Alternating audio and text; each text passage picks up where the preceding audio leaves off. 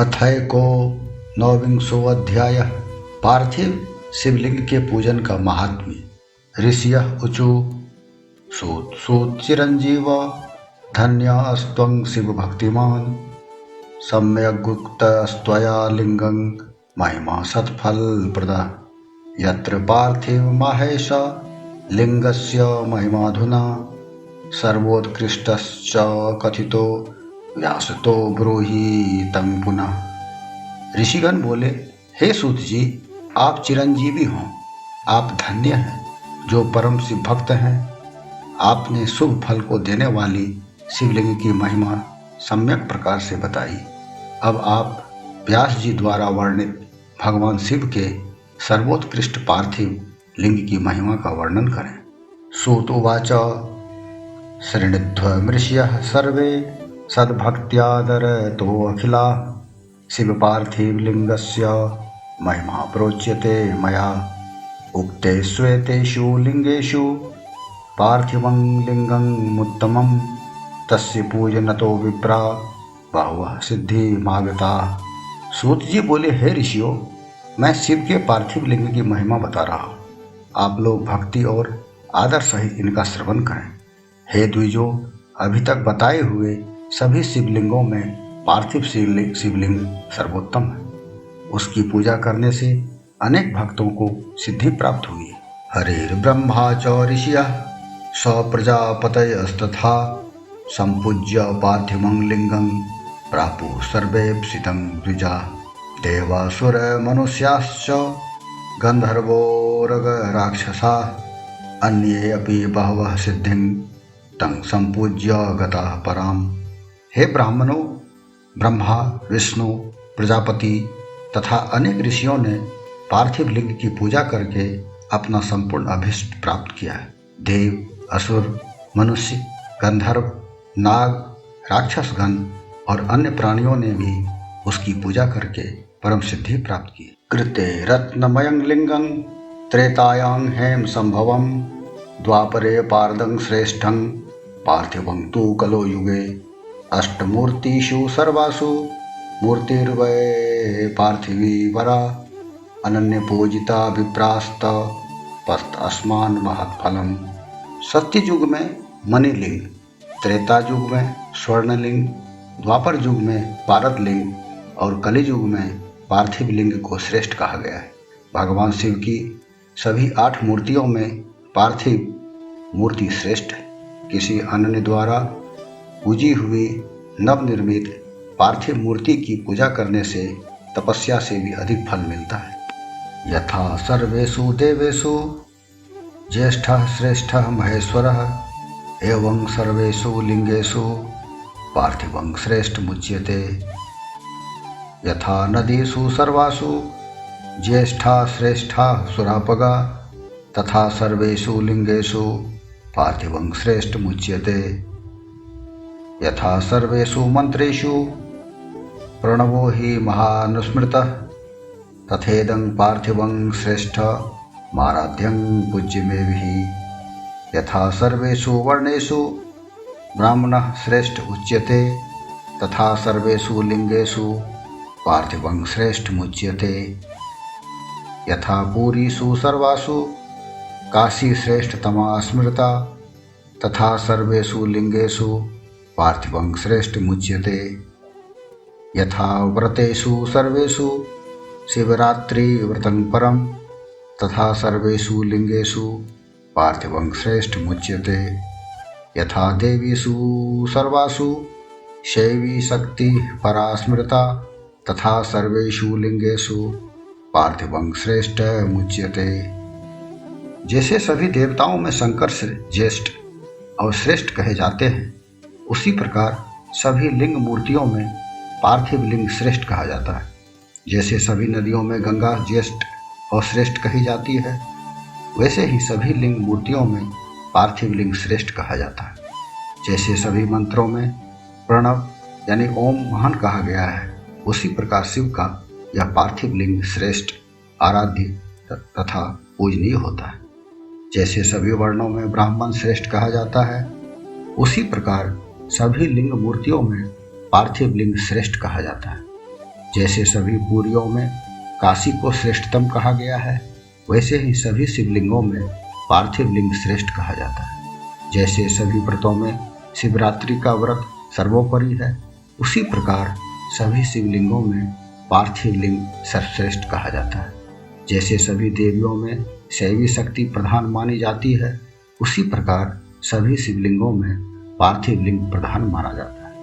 प्रकृति पार्थिवं लिंगं यो अन्य देवं प्रपूजयेत् वृथा भवति सा पूजा स्नानदानादिकं वृथा पार्थिवाराधनं पुण्यं धन्यमायुर्विवर्धनं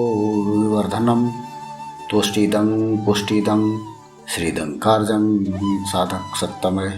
जो पार्थिव लिंग का निर्माण करने के बाद किसी अन्य देवता की पूजा करता है, उसकी वह पूजा तथा स्नान दान आदि की क्रियाएं व्यर्थ हो जाती है। पार्थिव पूजन अत्यंत पुण्यदायी तथा सब प्रकार से धन्य करने वाला, दीर्घायुष्य देने वाला है। यह तुष्टि पुष्टि और लक्ष्मी प्रदान करने वाला है। अतः श्रेष्ठ साधकों को पूजन अवश्य करना चाहिए। यथा लब्धोपचारेश्च भक्ति श्रद्धा समन्वितः पूजयेत् पार्थिवं लिंगं सर्वकामार्थ सिद्धिदम्। यः कृत्वा पार्थिवं लिंगं पूजयेच्छो भवेदिकम् इहैव धनवाञ्छीमानन्ते रुद्रोऽभिजायते। त्रिसन्ध्यं यो अर्च ये लिंगं कृत्वा बिल्वेन पार्थिवं दशैकादशकं यावत् तस्य पुण्यफलं शृणु।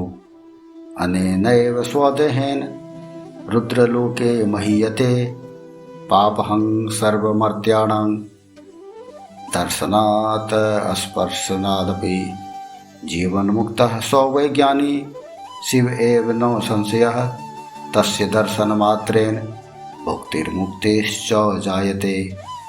उपलब्ध उपचारों से भक्ति श्रद्धापूर्वक पार्थिव लिंग का पूजन करना चाहिए।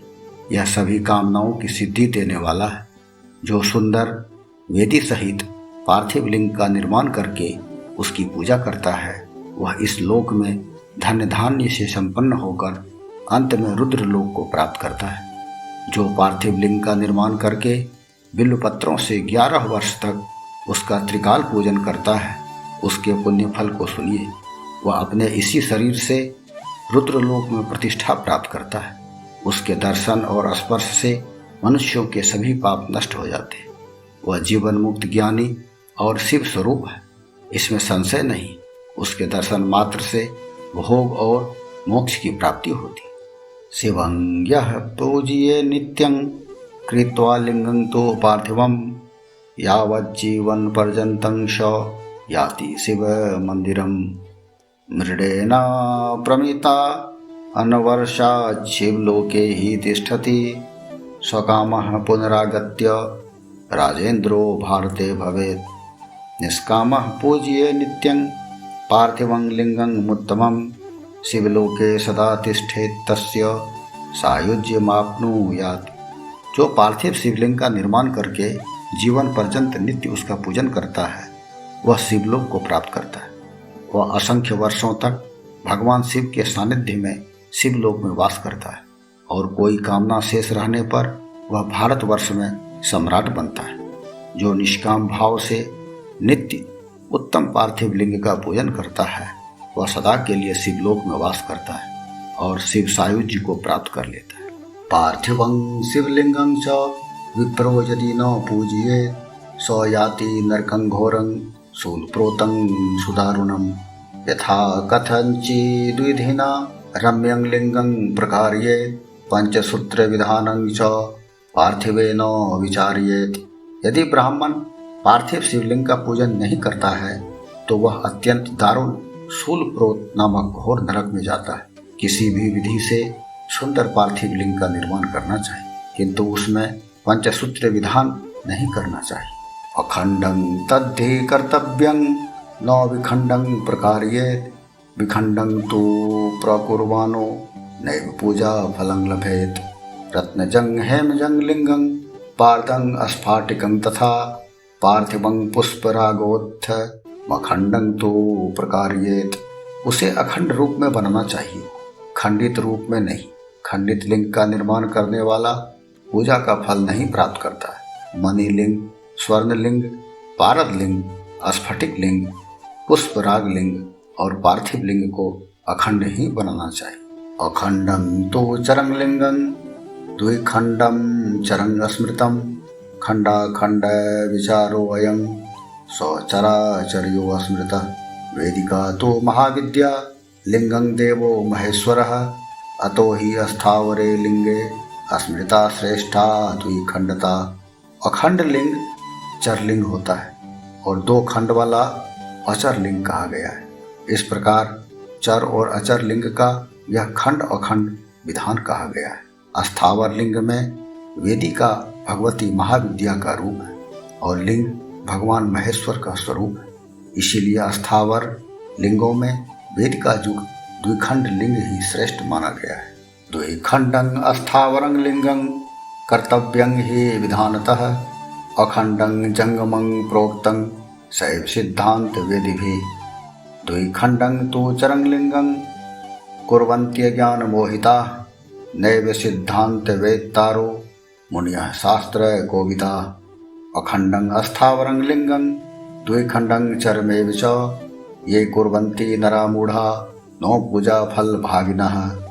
द्विखंड वेदिका युक्त अस्थावर लिंग का विधान पूर्वक निर्माण करना चाहिए। शिव सिद्धांत के जानने वालों ने अखंड लिंग को जंगम यानी चरलिंग माना है।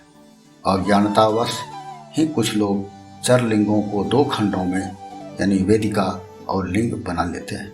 शास्त्रों को जानने वाले सिद्धांत मर्मज्ञ मुनिजन ऐसा नहीं करते। जो मूढ़जन अचर लिंग को अखंड तथा चरलिंग को द्विखंड रूप में बनाते हैं उन्हें शिव पूजा का फल नहीं प्राप्त होता है। तस्मात् शास्त्रोक्त विधिना अखंडं चर संज्ञकं द्विखंडं अस्थावरं लिंगं कर्तव्यं पर्यामुदा। अखंडे तु चरे पूजा संपूर्ण फलदायिनी द्विखंडे तु चरे पूजा महाहानि प्रदा स्मृता। अखंडे अस्थावरे पूजा नो काम फलदायिनी प्रत्यवाय करी रित्य मित्युक्तं शास्त्र वेद भी। इसलिए अत्यंत प्रसन्नता पूर्वक शास्त्रोक्त विधि से चरलिंग को अखंड तथा अचर लिंग को द्विखंड बनाना चाहिए। अखंड चरलिंग में की गई पूजा से संपूर्ण फल की प्राप्ति होती है। द्विखंड चरलिंग की पूजा महान अनिष्ट कर कही गई है। उसी प्रकार अखंड अचर लिंग की पूजा से कामना सिद्ध नहीं होती, उससे तो अनिष्ट प्राप्त होता है, ऐसा शास्त्रज्ञ विद्वानों ने कहा है। इस प्रकार श्री शिव महापुराण के अंतर्गत प्रथम विद्वेश्वर संहिता के साध्य साधन खंड में पार्थिव शिवलिंग के पूजन का महात्म्य वर्णन नामक 19वां अध्याय पूर्ण हुआ।